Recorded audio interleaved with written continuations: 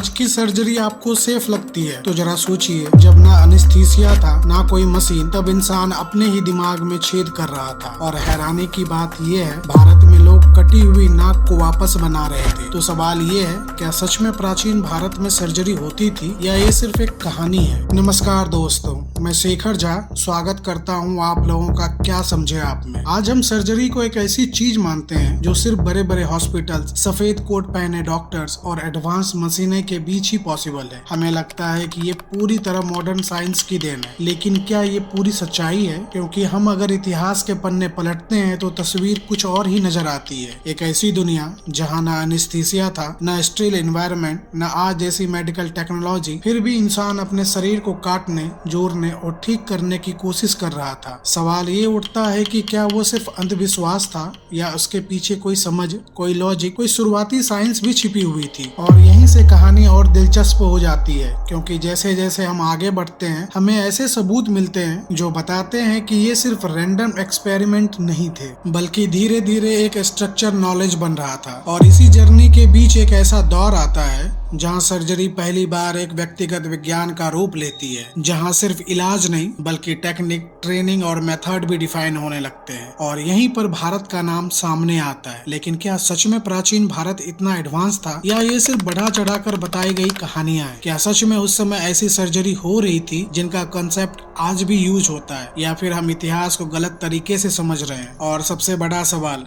अगर ये सब सच है तो फिर ये नॉलेज दुनिया तक कैसे पहुंची और आज की मॉडर्न सर्जरी तक ये सफर आखिर तय कैसे हुआ? और इन्हीं सवालों के जवाब हमें ले जाते हैं उस दौर में जहां इंसान ने पहली बार अपने ही शरीर के साथ कुछ ऐसा किया जिसे आज हम सर्जरी कहते हैं। आज से करीब 9000 साल पहले, जब ना कोई डॉक्टर था, ना किताबें, ना अस्पताल, तब भी इंसान एक ऐसी प्रक्रिया कर रहा था जिसे हम आज ट्रेपेंशन के नाम से जानते हैं, यानी खोपड़ी में छेद करना। सुनने में ये जितना खतरनाक लगता है, असल में ये उससे कहीं ज्यादा डरावना था, क्योंकि ये सब बिना किसी एनेस्थीसिया, बिना किसी पेन किलर और बिना किसी इन्फेक्शन कंट्रोल के किया जाता था। लेकिन असली चौंकाने वाली बात ये नहीं है कि इंसान अपने सिर में छेद कर रहा था, बल्कि ये है कि हमें ऐसे सैकड़ों खोपड़ी मिले हैं जिनमें साफ साफ हीलिंग के निशान दिखते हैं। यानी वो इंसान इस प्रक्रिया के बाद जिंदा रहा, उसके शरीर ने खुद को भी ठीक किया। इसका मतलब ये कोई एक बार का पागलपन नहीं था, बल्कि बार बार किया गया एक एक्सपेरिमेंट था जिसमें धीरे धीरे समझ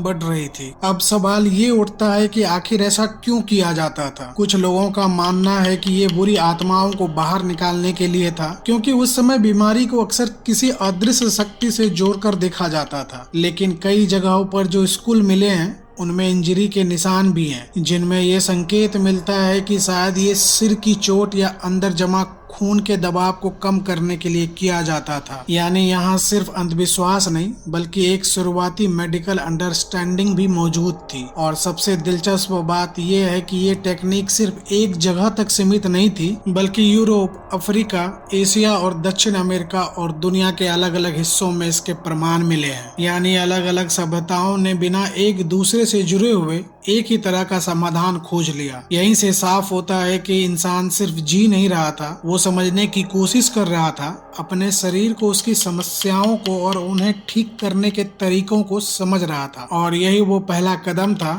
जिसने आगे चलकर सर्जरी को जन्म दिया। लेकिन अभी भी ये सब अधूरा था, बिखरा हुआ था, क्योंकि असली बदलाव तो तब आया जब ये बिखरी हुई कोशिशें एक व्यक्तिगत ज्ञान में बदलने लगी। जब सर्जरी सिर्फ कोशिश नहीं बल्कि एक नियम, एक पद्धति और एक विज्ञान बनने लगी। और यही वो मोड़ था जहाँ इंसान ने पहली बार इलाज को समझने की कोशिशों को शब्दों में बदलना शुरू किया, अनुभव को लिखना शुरू किया। और यहीं से सर्जरी अंधे प्रयोग से निकलकर धीरे धीरे एक व्यक्तिगत ज्ञान की ओर बढ़ने लगी। प्राचीन मिस्र में लगभग 3000 साल पहले हमें ऐसे दस्तावेज मिलते हैं जैसे एडविन स्मिथ पेपरस, जिसमें घाव, हड्डियों के फ्रैक्चर और उनके इलाज का इतना व्यक्तिगत वर्णन मिलता है कि आज भी उसे पढ़कर लगता है कि ये सिर्फ मान्यताओं पर नहीं बल्कि ऑब्जर्वेशन और लॉजिक पर आधारित था। घाव को साफ करना, उसे टांकों से बंद करना और हर केस को अलग अलग समझना, ये सब दिखाता है कि इंसान अब सिर्फ इलाज नहीं कर रहा था बल्कि उसे समझ भी रहा था। मेसोपोटामिया में भी इसी तरह के संकेत मिलते हैं, जहां बीमारी को भले ही देवताओं से जोड़ा जाता था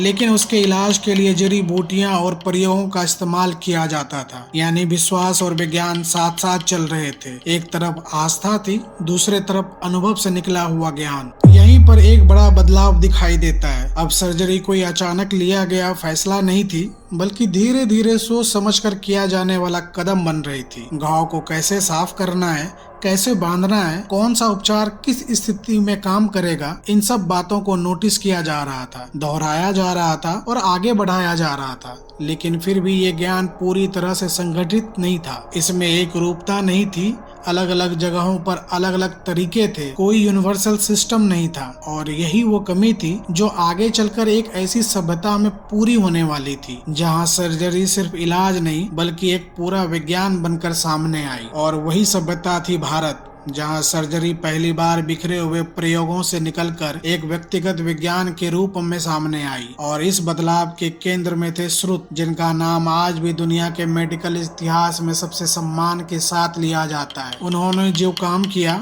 वो सिर्फ इलाज करना नहीं था, बल्कि इलाज को समझना, उसे नियमों में ढालना और उसे सिखाने की एक पूरी व्यवस्था बनाना था। उनकी रचना सुश्रुत संहिता सिर्फ एक किताब नहीं थी, बल्कि सर्जरी का पूरा मैनुअल थी, जिनमें शरीर की बनावट से लेकर ऑपरेशन की तकनीक, औजारों के प्रकार और यहाँ तक कि एक सर्जन को किस तरह का अभ्यास करना चाहिए, ये सब विस्तार से बताया गया था। यहाँ पहली बार सर्जरी को एक जिम्मेदारी की तरह देखा गया। बिना अभ्यास के किसी को भी ऑपरेशन करने की अनुमति नहीं थी। छात्रों को पहले फलों, सब्जियों और मृत शरीरों पर अभ्यास कराया जाता था, ताकि वो समझ सके कि शरीर कैसे काम करता है, कहाँ काटना है, कितना काटना है और कैसे जोड़ना है। ये सिर्फ हिम्मत का काम नहीं रहा, यह कौशल और ज्ञान का मेल बन चुका था। और सबसे चौंकाने वाली बात, उस समय भारत में ऐसी सर्जरी हो रही थी जिन्हें आज भी मॉडर्न मेडिकल का हिस्सा माना जाता है, जैसे नाक को फिर से बनाना, जिसे हम आज प्लास्टिक सर्जरी कहते हैं। यह सिर्फ एक इलाज नहीं था, बल्कि एक ऐसी तकनीक थी जिसमें शरीर के एक हिस्से की त्वचा लेकर दूसरे हिस्से को दोबारा बनाया जाता था। और हैरानी की बात यह है कि यह मूल सिद्धांत आज भी इस्तेमाल होता है। यहाँ सर्जरी सिर्फ शरीर को ठीक करने तक सीमित नहीं थी, बल्कि उसे सुरक्षित और व्यवस्थित बनाने की भी कोशिश की जा रही थी। औजारों को साफ रखना, घाव को संक्रमित होने से बचाना और मरीज की स्थिति को समझकर इलाज करना, ये सब दिखाता है कि यहाँ सोच सिर्फ करने की नहीं बल्कि सही तरीके से करने की थी। यही वो दौर था जहाँ सर्जरी ने पहली बार एक पहचान बनाई, एक दिशा पाई और एक ऐसा आधार तैयार हुआ जिस पर आगे चलकर पूरी दुनिया की चिकित्सा प्रणाली खड़ी होने वाली थी। लेकिन कहानी यही नहीं रुकी, क्योंकि यह ज्ञान धीरे धीरे सीमाओं के पार करता है और फिर शुरू होता है एक ऐसा सफर जहां अलग अलग सभ्यताएं इसे अपने तरीके से समझती है, बदलती है और आगे बढ़ती है। और जैसे जैसे ये ज्ञान सीमाओं को पार करता गया, सर्जरी एक जगह की नहीं रही बल्कि पूरी दुनिया की साझा विरासत बनती चली गई। अलग अलग सभ्यताओं ने इसे अपने अनुभव,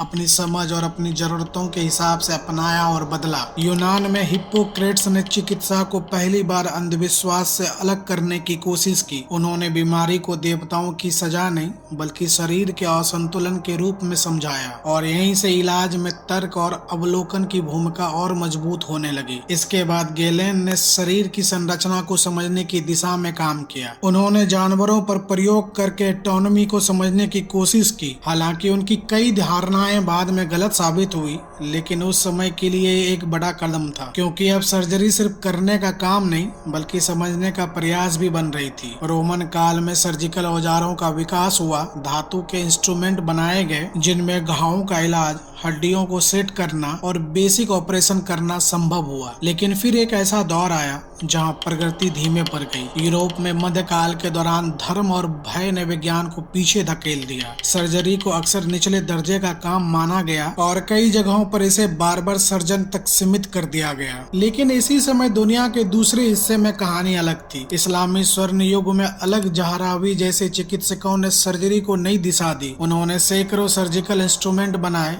टेक्निक को रिफाइन किया और अपने अनुभवों को विस्तार से लिखा। उनका काम आगे चलकर यूरोप तक पहुंचा और वहीं से सर्जरी ने एक बार फिर गति पकड़ना शुरू की। यानी सर्जरी का यह सफर सीधा नहीं था, इसमें उतार चढ़ाव थे। कहीं प्रगति तेज हुई, कहीं रुक गई, लेकिन हर दौर, हर सभ्यता ने इसमें कुछ न कुछ जोड़ा, कुछ नया दिया और कुछ धीरे धीरे यह ज्ञान इतना समृद्ध हो गया कि अब यह एक ऐसी क्रांति के लिए तैयार था जो सर्जरी को हमेशा के लिए बदलने वाली थी। और फिर आता है वह दौर जिसमें सर्जरी को हमेशा के लिए बदल दिया, 19वीं सदी, जहां पहली बार इंसान ने दर्द और संक्रमण दोनों पर काबू पाना शुरू किया। क्योंकि इससे पहले तक सबसे बड़ी समस्या यह थी कि ऑपरेशन जितना खतरनाक नहीं होता था, उससे कहीं ज्यादा खतरनाक होता था उसका दर्द और उसके बाद होने वाला इन्फेक्शन। लेकिन फिर एक दिन विलियम मोर्टिन ने ईथर का इस्तेमाल करके एक मरीज को बेहोश किया और पहली बार सर्जरी बिना दर्द के संभव हो गई। यह सिर्फ एक खोज नहीं थी, यह एक दरवाजा था जिसने डॉक्टरों को वह समय दिया,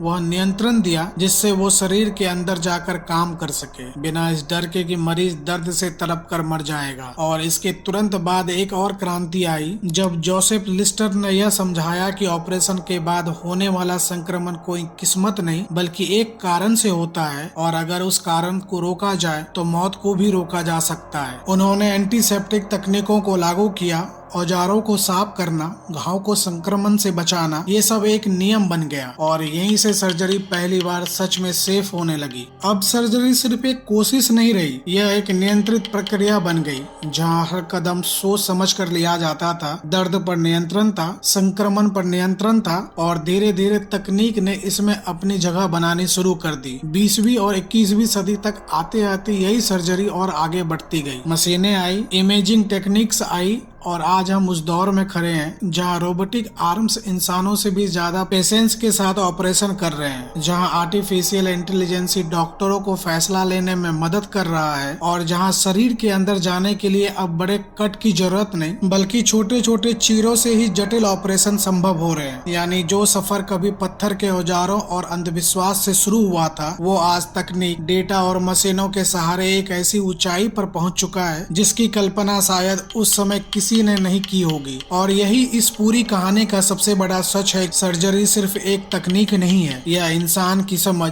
उसकी जिज्ञासा और उसकी हिम्मत का सफर है। एक ऐसा सफर जो पत्थर से शुरू हुआ, प्रयोगों से गुजरा, भारत में विज्ञान बना, दुनिया में फैला और आज तकनीक के साथ एक नई ऊंचाई पर खड़ा है। यह हमें सिर्फ अतीत की महानता नहीं दिखाता बल्कि यह भी बताता है कि इंसान जब समझने की कोशिश करता है तो वह असंभव को भी संभव बना देता है, दर्द को नियंत्रित करता है, मौत को चुनौती देता है, धीरे धीरे जिंदगी को एक और मौका देता है। तो अगली बार जब आप सर्जरी का नाम सुने तो सिर्फ एक ऑपरेशन मत देखिए बल्कि हजारों साल की वो जर्नी याद रखिए जिसमें हर दौर ने कुछ जोड़ा है और जिसमें भारत का योगदान एक मजबूत नींव की तरह मौजूद है। अगर आपको ऐसी ही हिडन स्टोरी और डीप सच जानना पसंद है तो वीडियो को लाइक करें, कमेंट करके बताइए आपको सबसे शॉकिंग फैक्ट्स कौन सा लगा और चैनल क्या समझे आपको सब्सक्राइब जरूर करें क्योंकि यहाँ हम सिर्फ बातें नहीं करते, हम सच्चाई को समझते हैं।